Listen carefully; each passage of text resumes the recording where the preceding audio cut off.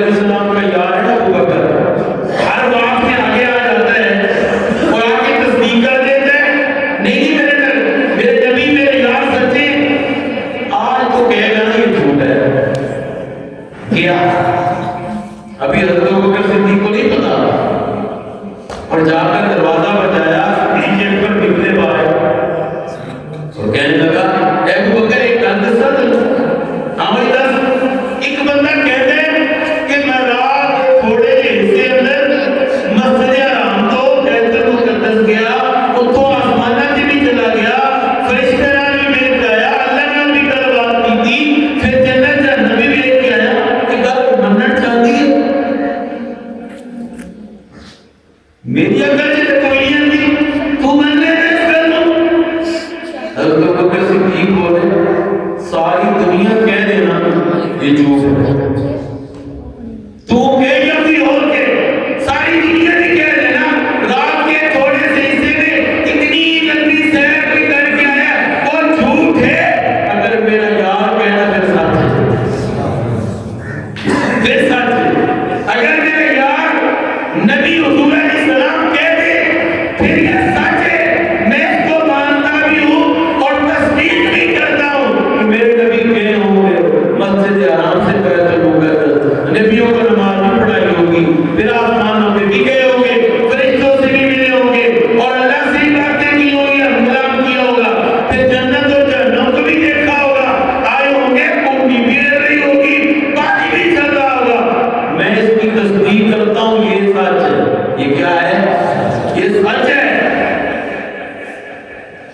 جب یہ بات نبی کریم صلی اللہ علیہ وسلم کو پتہ چلی کہ ساروں نے تو کہا یہ مذاق بنا لیا، یہ ہو ہی نہیں سکتا، ہماری عقلوں میں تو یہ بات آ ہی نہیں سکتی کہ یہ کیسے ہو گیا.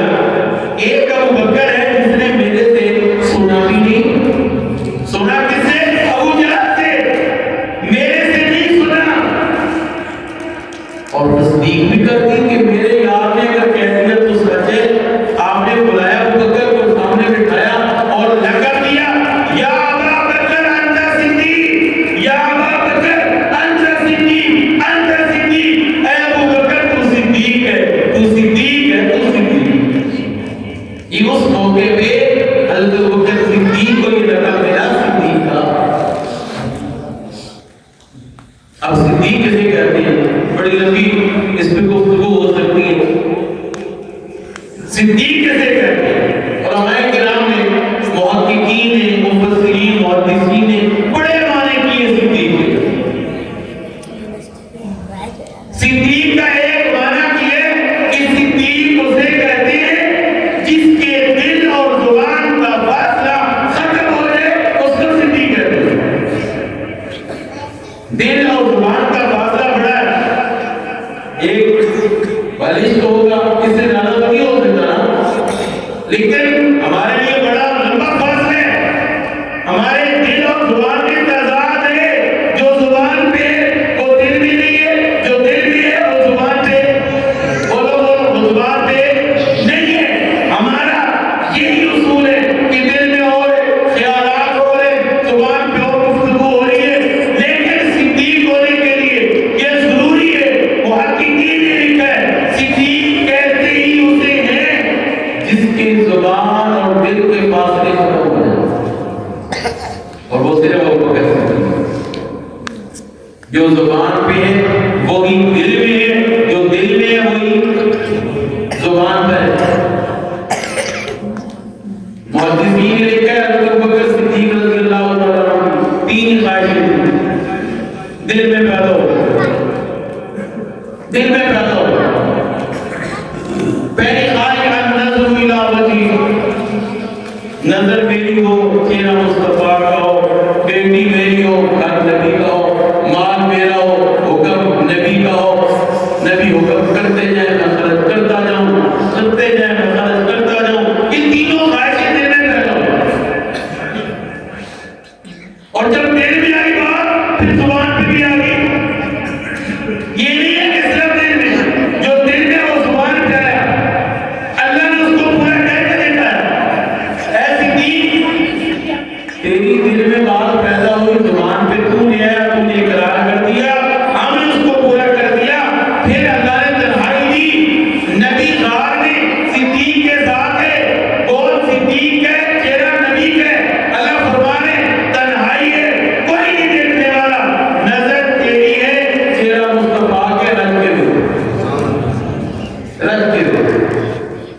پھر یہی ہوا جب سانپ نے ڈسا نا،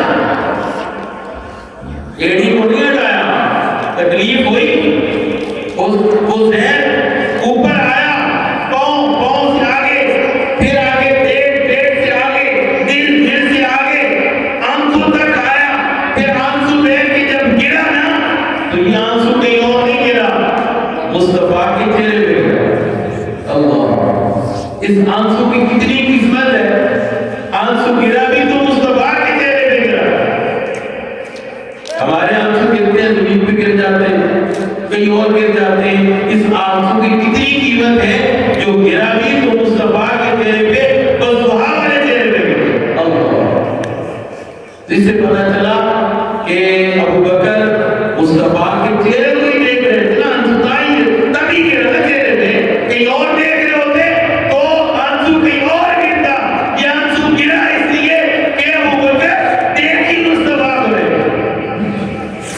دوسری خواہش اللہ نے پوری کی، بیٹی ابو بکر کی ہے، اور نبی کے گھر میں عائشہ، مومنوں کی ماں عائشہ، مومنوں کی ماں عائشہ، میرے نبی کی بیوی زوجہ محترمہ عائشہ، ابو بکر صدیق کی بیٹی عائشہ، بیٹی ابو بکر کی ہے اور بیوی مصطفیٰ کی ہے، خواہش پوری ہوئی۔ اور تیسری خواہش، مال میرا ہو، حکم نبی کا ہو۔ غزوہ تبوک کے موقع پہ اللہ کے نبی نے فرمایا نا، صحابہ کرام کو حکم دیا مال لے کر آؤ۔ اب دیکھنا ہے ابو بکر نے اس خواہش کو پورا کیا کہ نہیں کیا، صدیق ہونے کا حق ادا کیا کہ نہیں کیا۔ حضرت فاروق اعظم کے دل میں سوچتے ہیں آج تو ابو بکر سے نظر پہلا لے کے جاؤں گا، کیونکہ یاروں کو یاروں کا پتہ ہوتا ہے جس کے مالی حالات کام تک ہے، پتہ تھا ابو بکر کے حالات تھوڑے کمزور ہیں، تو میرے حالات تکڑے ہیں، آج نظر لے جاؤں گا، مال لے آؤں گا۔ ابو بکر صدیق بھی گئے، باقی صحابہ بھی گئے، فاروق اعظم بھی گئے، گھر میں سے آدھا مال لیا ہے، آدھا گھر رکھ کے آگے، صدیق اکبر گئے، باقی صحابہ اپنے اپنی استطاعت کے مطابق لے آئے۔ ابو بکر صدیق گئے، سارا مال اکٹھا کیا، پھر گھر کی دیواروں پہ بھی ہاتھ مارا اور چھت پہ بھی ہاتھ مارا، اور یہاں تک کہ سوئی بھی وہ نکالی اور مال میں رکھی، یہاں تک کہ علامہ جلال الدین سیوطی رحمہ اللہ نے لکھا اپنے بدن کے کپڑے بھی اتار دیے اور مال کے اندر رکھ دیے، اور بدن پہ ٹاٹ کا لباس پہنا، کٹھی کو اٹھایا اور اٹھا کر میرے نبی کے قدموں میں پہنچے، لے کر آئے، اور حضور علیہ الصلوۃ والسلام نے پوچھا، اور پوچھنے سے ابو بکر صدیق کو پھر پہلے نمبر بھیجا، پوچھا ابو بکر کتنا لائے ہو، عمر تو کتنا لایا ہے؟ حضرت عمر بولے یا رسول اللہ آدھا رکھ کے آیا ہوں، آدھا لے آیا ہوں۔ ہاں بھائی ابو بکر سب سے آخر میں ہے، کتنا لایا ہے؟ یا رسول اللہ جتنا تھا لے آیا۔ دیر کیوں کی؟ ہاتھ مارتا رہا، ایک سوئی رکھی تھی، بھول گیا تھا، وہ تلاش کرنے میں دیر ہوگی، وہ بھی لے آیا۔ اتنے میں جبریل امین آگے، انہوں نے ٹاٹ کا لباس پہنا ہوا تھا۔ اے جبریل تجھے کیا ہو گیا، ٹاٹ کا لباس؟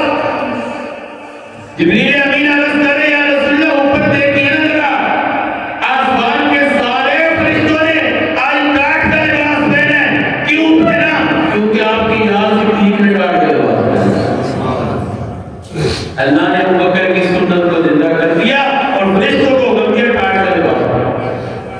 کہا کتنا لایا ابو بکر؟ کہا سارا ہی لے آنا، گھر میں جتنا تھا سارا ہی لے آنا، یہاں تک کہ کپڑے اتار دیے وہ بھی لے آیا ہوں، گھر میں کوئی شے چھوڑ کے نہیں آیا، اللہ اللہ کے رسول کو چھوڑا ہے باقی کوئی شے نہیں چھوڑا۔ تو تینوں خواہشیں دل میں پیدا ہوئی، زبان پہ آئی، اور زبان پہ آنے کے بعد عمل میں بھی آ گئی۔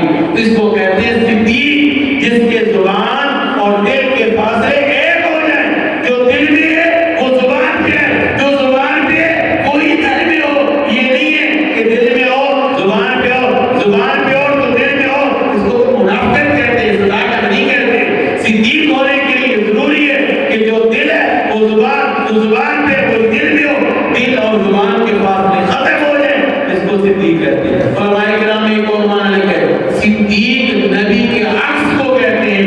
ایک طرف نبی کھڑا ہو، سامنے شیشہ اور آئینہ ہو، جو آئینے میں نظر آنے والا ہے نا، ادھر صدیق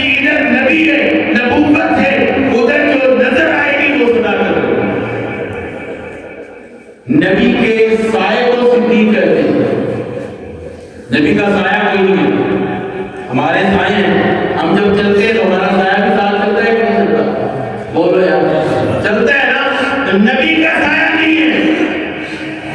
تو علماء کرام نے لکھا ہے جو سایہ بن کے نبوت کے ساتھ ساتھ چل رہا ہے وہ صدیق ہے۔ آپ دیکھیں نا، بچپن میں نبی اور صدیق ساتھ، جوانی میں نبی اور صدیق ساتھ، لڑکپن میں نبی اور صدیق ساتھ، اسی طرح غزوہ احد میں نبی اور صدیق ساتھ، بدر میں صدیق اور نبی ساتھ، اسی طرح جو ہے خندق میں، تبوک میں، غار میں نبی اور صدیق ساتھ۔ آج نظام میں بھی دیکھ لو نبی اور صدیق، اس کو کہتے ہیں صدیق، جو نبی کے ساتھ سایہ بن کے پھرے، نبی کے ساتھ